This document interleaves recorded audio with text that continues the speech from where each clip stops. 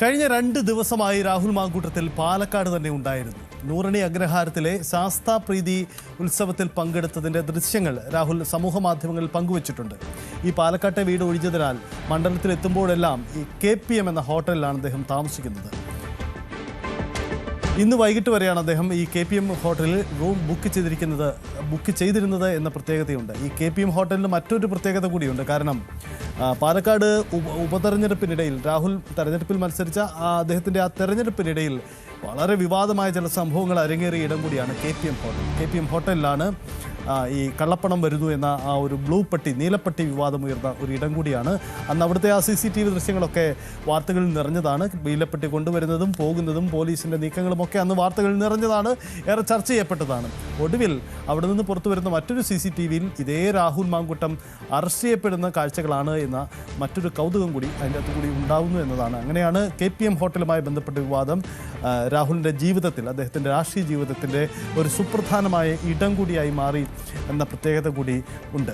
എന്തായാലും ശ്രദ്ധേയമാണ് ഈ നീക്കങ്ങൾ, പോലീസിൻ്റെ നീക്കങ്ങൾ എന്നതുകൂടി. എന്താണ് ഈ SITയുടെ നീക്കം? അത് നമുക്ക് ഒരിക്കൽ കൂടി നോക്കാം. MG മിഥുനുണ്ട്. മിഥുൻ, ഈ KPM ഹോട്ടൽ ഒരു തന്ത്രപ്രധാനമായ ഇടമാണല്ലോ. കാരണം ഞാൻ നേരത്തെ പരാമർശിച്ച ഈ നീലപ്പട്ടി വിവാദത്തിൻ്റെ തുടക്കമുണ്ടാവുന്ന സ്ഥലം അതാണ്. ഒരുപക്ഷെ ഇപ്പോൾ പ്രേക്ഷകർ കണ്ട അതേ CCTV ക്യാമറയിലൂടെ ആവാം, അതിൻ്റെ റിസപ്ഷനിലൂടെ കടന്നു പോകുന്ന ക്യാമറയാണ്. ആ ക്യാമറയിൽ തന്നെയാണ് അന്നത്തെ ആ ദൃശ്യങ്ങളും പുറത്തു വന്നത്. ഇതപ്പോൾ രാഹുലിനെ കൊടുക്കുന്ന ദൃശ്യങ്ങളും പുറത്തു വരുന്നത്, രാഹുലിനെ അറസ്റ്റ് ചെയ്യുന്ന ദൃശ്യങ്ങളും പുറത്തു വരുന്നത് ഇതേ ക്യാമറയിലൂടെ. അപ്പോൾ KPM ഹോട്ടൽ എന്തായിരുന്നു SITയുടെ ആ നീക്കം? നേരത്തെ തന്നെ ഈ ഹോട്ടലിലേക്ക് അവിടെ SIT സംഘമെത്തി രാഹുലിനെ നിരീക്ഷിക്കുകയായിരുന്നു എന്നാണ് ലഭ്യമാവുന്ന വിവരം. അങ്ങനെയാണോ സംഭവിച്ചത്?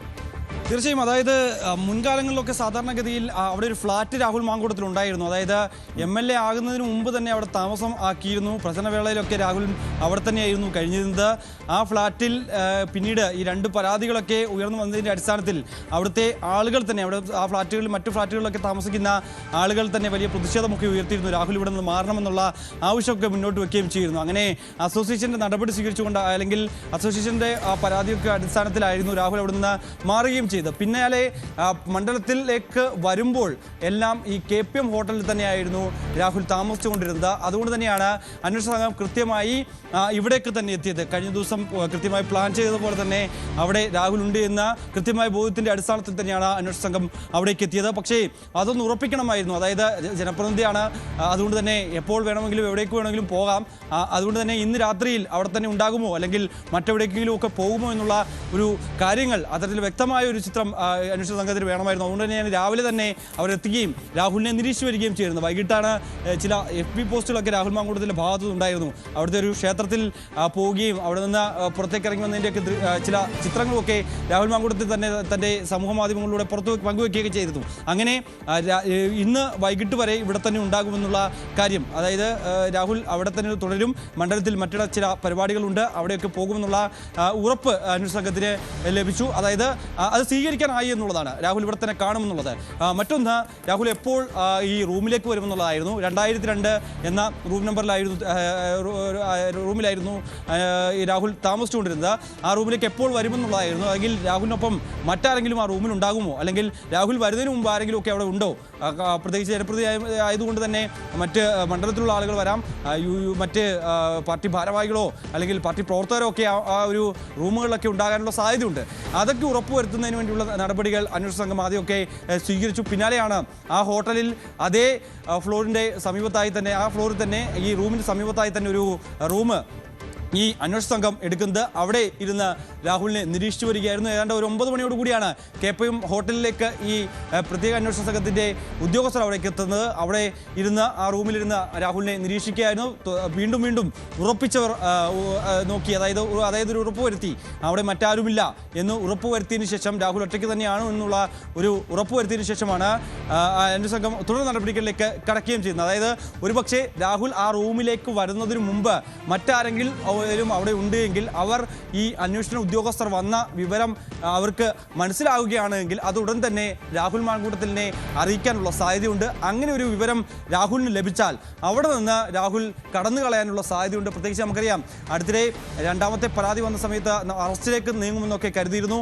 ഉടൻ തന്നെ രാഹുൽ അറസ്റ്റിലാകുമെന്നുള്ള ഒരു വിവരങ്ങളൊക്കെ ആയിരുന്നു പുറത്തു വരികയും അന്വേഷണ സംഘം അവിടേക്ക് തിരിക്കുകയും ഉടൻ തന്നെ അവിടേക്ക് ഫ്ലാറ്റിലെത്തി രാഹുലിനെ പിടികൂടുമെന്നൊക്കെ നമ്മൾ പ്രതീക്ഷിച്ചതാണ്. പക്ഷേ അതിനും മുമ്പേ മുൻപേ ഈ വിവരം അന്വേഷണ ഉദ്യോഗസ്ഥർ തന്നെ രാഹുൽ കൈമാറിയിരുന്നു.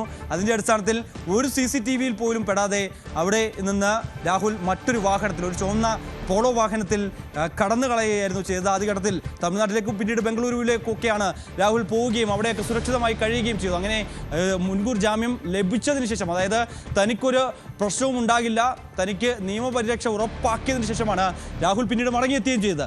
അങ്ങനെ ഒരു സാഹചര്യം ഉണ്ടാകരുത് ഈ കാര്യത്തിലെങ്കിലും എന്നുള്ള ഒരു ദൃഢനിശ്ചയം അന്വേഷണ സംഘത്തിനുണ്ടായിരുന്നു. അതുകൊണ്ട് തന്നെ ഒരു തരത്തിലും ഒരു രീതിയിലും ഒരു ചെറിയ പാളിച്ച പോലും ഉണ്ടായാൽ ആ ഒരു സാഹചര്യം ഈ കേസിൽ ഉണ്ടാകും. പ്രത്യേകിച്ച് കോടതി തന്നെ പറഞ്ഞിട്ടുള്ള കാര്യമാണ്. രണ്ടാമത്തെ കേസിൽ ചില സംശയങ്ങൾ കോടതി തന്നെ പ്രകടിപ്പിച്ചിരുന്നു. കോൺഗ്രസ് നേതാക്കൾ, പ്രത്യേകിച്ച് കോൺഗ്രസിൻ്റെ അധ്യക്ഷൻ, KPCC അധ്യക്ഷൻ കൂടി വ്യക്തമാക്കിയിരുന്നു. ഒരു വെൽ ഡ്രാഫ്റ്റഡ് പരാതിയായാണ് ഇതിനെ കണക്കാക്കിയിരിക്കുന്നത്, അങ്ങനെയാണ് അതിനെ കരുതുന്നത് എന്നുള്ള രീതിയിലുള്ള ചില പരാമർശങ്ങൾ KPCC പ്രസിഡന്റിന്റെ ഭാഗത്തുനിന്നും ഒക്കെ ഉണ്ടായിരുന്നു. അതും തെരഞ്ഞെടുപ്പ് വേളയിലായിരുന്നു എന്നുള്ളതാണ്. തദ്ദേശ തെരഞ്ഞെടുപ്പ് നടക്കുന്ന വേളയിൽ കൂടിയായിരുന്നു ആ ഒരു പരാമർശം എന്നുള്ളതും ഏറ്റവും പ്രധാനപ്പെട്ട കാര്യമായിരുന്നു. അങ്ങനെ ഇരയെ തള്ളിക്കൊണ്ട്, അല്ലെങ്കിൽ ഇരയ്ക്കെതിരെ KPCC പ്രസിഡന്റ് തന്നെ ഇങ്ങനെയുള്ള ചില പരാമർശങ്ങൾ നടത്തുന്ന തരത്തിലേക്ക് കാര്യങ്ങൾ പോവുകയും ചെയ്തിരുന്നു. അതുകൊണ്ട് തന്നെ ഈ വിഷയത്തിലും അങ്ങനെ ഒരു സാഹചര്യം ഉണ്ടാകാൻ പാടില്ല. അങ്ങനെ ഒരു സാഹചര്യം ഉണ്ടായാൽ രാഹുലിനെ കൊടുക്കാനോ അല്ലെങ്കിൽ രാഹുലിൻ്റെക്ക് ശക്തമായി രാഹുൽ കുറ്റം ചെയ്തിട്ടുണ്ട് എന്ന് തെളിയിക്കുന്ന തരത്തിലേക്ക് അന്വേഷണ സംഘത്തിന് നീങ്ങാൻ സാധിക്കില്ല. വീണ്ടും ഇതേ രീതിയിലുള്ള ഒരു പരാതിയുമായാണ് അന്വേഷണ സംഘം കോടതിക്ക് മുൻപാകെ പോകുന്നതെങ്കിൽ കോടതിയുടെ ഭാഗത്ത് നിന്ന് മുൻപുണ്ടായ അതേ സമാനമായ നടപടി ആയിരിക്കും അന്വേഷണ സംഘത്തിന് നേരിടേണ്ടി വരിക. അത്തരത്തിലുള്ള തിരിച്ചടി ഒരിക്കൽ കൂടി അന്വേഷണ സംഘത്തിന് നേരിടേണ്ടി വന്നേനെയും.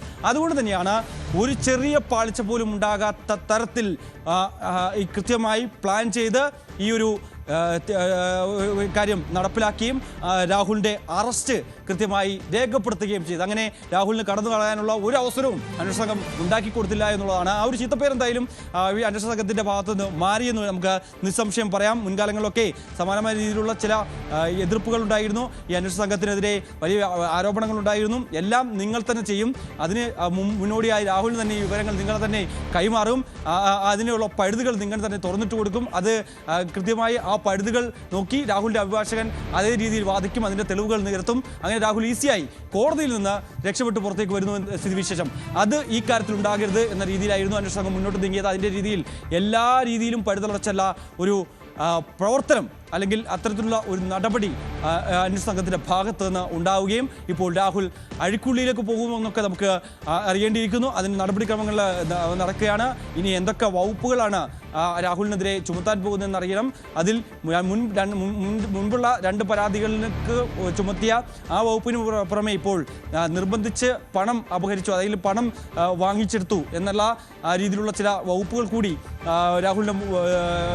രാഹുലിനെതിരെ ചുമത്താനുള്ള ഒരു സാഹചര്യം കൂടി നിലനിൽക്കുന്നുണ്ട് എന്നുള്ളതാണ്. അതായത് 1.5 കോടിയോളം രൂപ ഈ യുവതിയുടെ കയ്യിൽ നിന്ന് പലപ്പോഴായി കൈപ്പറ്റിയിട്ടുണ്ട് എന്നുള്ളതാണ് അന്വേഷണ സംഘത്തിന് ഈ യുവതി പരാതി നൽകിയിരിക്കുന്നത്. അതിൻ്റെ തെളിവുകൾ കൂടി കൈമാറിയിട്ടുണ്ട് എന്നാണ് നമുക്ക് മനസ്സിലാക്കാൻ സാധിക്കുന്നത്. എന്തായാലും മുൻപുള്ള പരാതികളെ പോലെ അല്ല ഈ ഒരു കേസ് എന്നുള്ളതാണ്. കൂടുതൽ കുരുക്ക് രാഹുലിനെ സംബന്ധിച്ച് മുറുകിയിരിക്കുന്നു. MLA സ്ഥാനമടക്കം രാജിവെക്കേണ്ട ഒരു സ്ഥിതിവിശേഷത്തിലേക്ക് എത്തിയിരിക്കുന്നു എന്നുള്ളതാണ്. കോൺഗ്രസ് പാർട്ടി പൂർണ്ണമായും രാഹുലിനെ തള്ളിപ്പറഞ്ഞിരിക്കുന്നു. അതായത്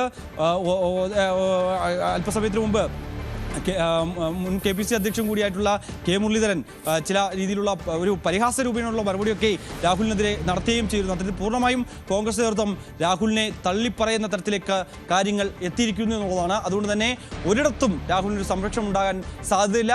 ഇനി കോടതി എന്ത് തീരുമാനിക്കുന്നു എന്നുള്ളതാണ്. മുൻപ് 2 പരാതികളിൽ കഴമ്പില്ല എന്ന് കണ്ട് കോടതി തന്നെ മുൻകൂർ ജാമ്യം അനുവദിക്കുന്നതാണ് നമ്മൾ കണ്ടത്. ആ രീതിയാണോ ഇവിടെയും നടക്കാൻ പോകുന്നത്? അതല്ല ഇപ്പോഴത്തെ ഈ കേസിൻ്റെ വ്യാപ്തി, അല്ലെങ്കിൽ ഇനിയും കൂടുതൽ പരാതിക്കാർ ഇതിൻ്റെ അടിസ്ഥാനത്തിൽ വരാനുണ്ട്. അക്കാര്യങ്ങളൊക്കെ സ്വാഭാവികമായും അന്വേഷണ സംഘം കോടതിയെ അറിയിക്കും.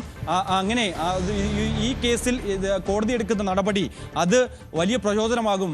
ബാക്കിയുള്ള പെൺകുട്ടികൾക്ക് ഈ പരാതിയുമായി മുന്നോട്ടേക്ക് വരാൻ വലിയ പ്രചോദനമാകും എന്നുള്ള കാര്യങ്ങളൊക്കെ പ്രോസിക്യൂഷൻ സ്വാഭാവികമായും കോടതിയെ അറിയിക്കുമെന്നുള്ളതാണ്. ഇന്ന് മജിസ്ട്രേറ്റ് മുമ്പാകെ ഹാജരാക്കുമ്പോൾ എന്ത് നടപടിയാണ്, റിമാൻഡിലേക്ക് രാഹുൽ മാങ്കൂട്ടത്തിൽ കടക്കുമോ, രാഹുൽ അഴിക്കുള്ളിലേക്ക് പോകുമോ എന്നൊക്കെ നമുക്ക് കണ്ടറിയേണ്ടിയിരിക്കുന്നു. സൈദ്. യെസ്, പ്രധാനപ്പെട്ട കാര്യം അതാണ്.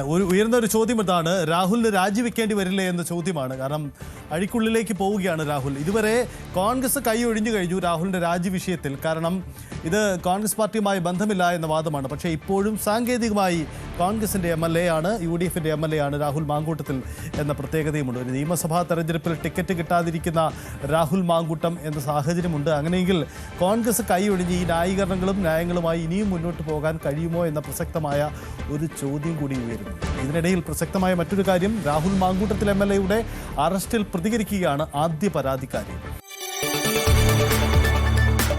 കൂടുതൽ വാർത്തകൾക്ക് News 18 Keralam YouTube channel subscribe ചെയ്യുക.